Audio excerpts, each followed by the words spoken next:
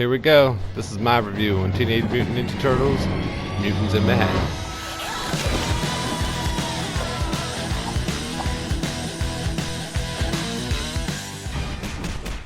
Alright, now before we get all into this and start cracking down on what's wrong and what's not wrong, I wanted to make this review because of all the other reviews I've seen giving it a 5 out of 10 or a 3 or something like that. So, what I want you to all to understand and get in your heads, this is a child's game. It is rated E for everyone. It is Teenage Mutant Ninja Turtles. Once you get that in your head, you can lower your expectations and then enjoy what you're playing. So let's get started.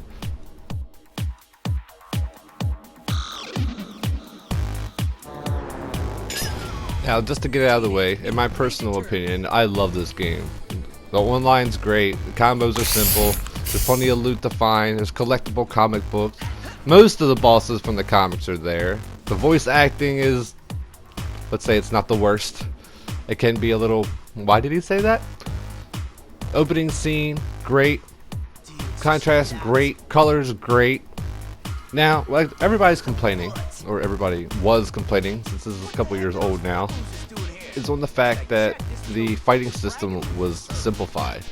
But of course it's simplified. It's made for kids, so kids can get a grasp on what's going on. Though combat can get a little wild at times, like colors going everywhere, different turtles are comboing their moves together. Michelangelo's making people dance, there's a parade going on. So yeah, I can see how people could get lost in the fight. But anyone who's played any MMORPG or something that has a group of 8 or 6 or even 4 going together against one boss always know there's a lot to that. There's loads of abilities, going invisible, air stomping, sumo tosses, super spins, dances. The turtles combine whether or not enough people have enough energy in their bar to combine all their moves, and then they can do an ultimate move.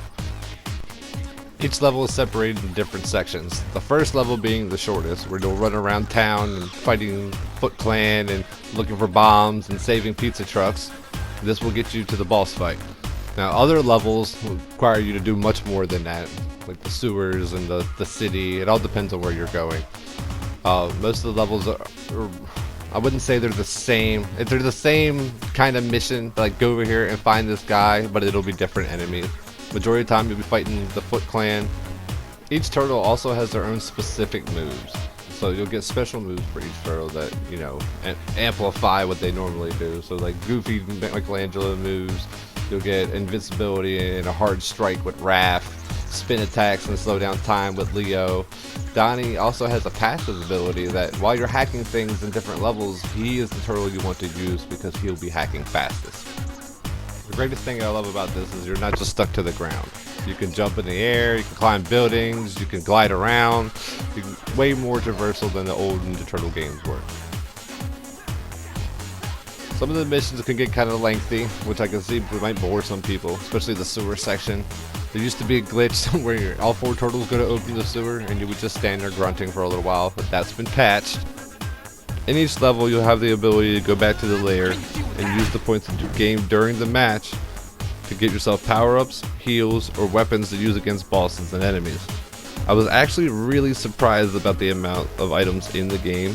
Usually it's just a couple power-ups and some shurikens or something. But you get freeze bombs, smoke bombs, virus bombs, grappling hooks, plasma launchers, a turret, and a couple other things. Also, there's some weapons that are only available in each level that really help you if you keep your eyes out. As you finish the level, you'll get to the boss fight, which usually involves the turtles doing something like busting a wall down together or entering the sewer at the same time. Each boss fight has a secret boss fight, so depending on what you do during that boss fight, for instance, the first boss fight, I'm pretty sure you just have to go ham, like really just start whooping the boss's booty, and it'll activate the second boss fight, because that's what all I've been doing all the times I've been playing. Now, other things like the second level, you're going to have to fight Slash. Oh, I'm sorry, I'll stand corrected. You're not going to have to fight Slash. You're going to have to fight Rocksteady. And when you fight Rocksteady, you're going to have to push him into the train, and when he gets hit by the train, Bebop will come out and help him fight.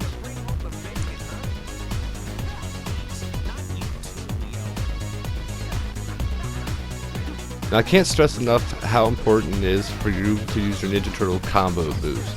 This locks most bosses in their track, like right where they're standing, so you can just open up and wail with everything.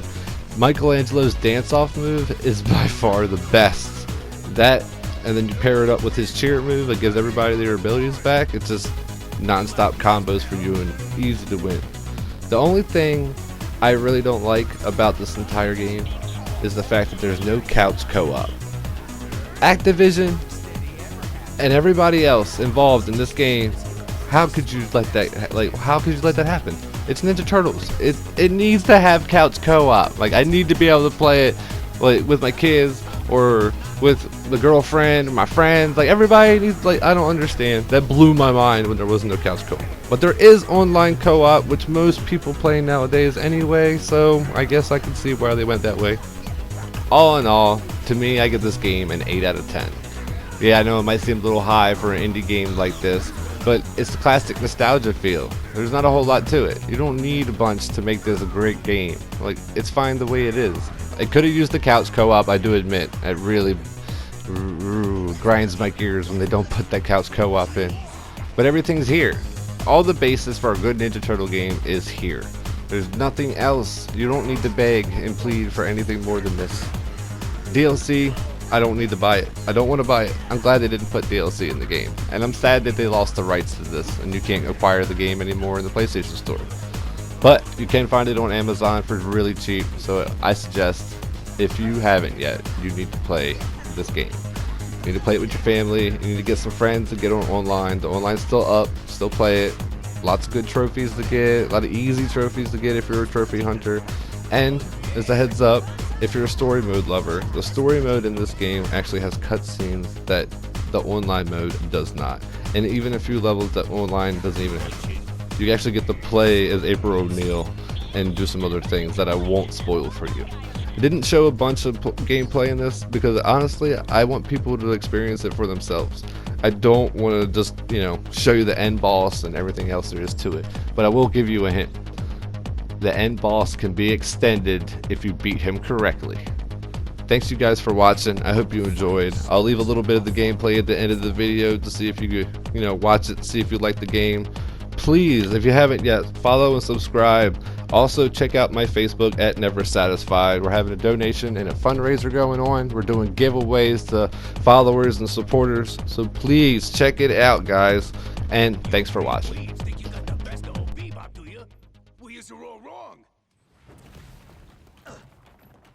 Cause Bebop's the best there is! And that little piggy ran where? All the way home. Yeah, but he dropped something on the way. What is it, Don? Cash, and lots of it. But why rob a bank just to leave the money behind? Yeah, no kidding. Imagine what someone could do with all that loot. Hello? Rupert's Pizzeria? Yeah, I'd like to order 2,000 extra large cheese and pepperoni specials and 5,000 orders of breadsticks for pickup, please.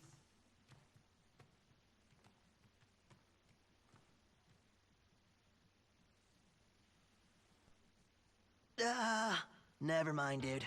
Wrong number.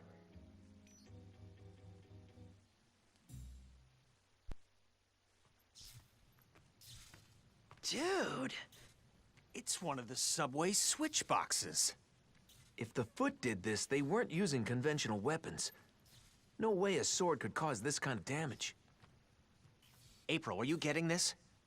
Yeah, and I'm picking up reports of destroyed switch boxes all throughout the subway system. Someone's deliberately sending the trains out of control. All right, guys. Time to get to work.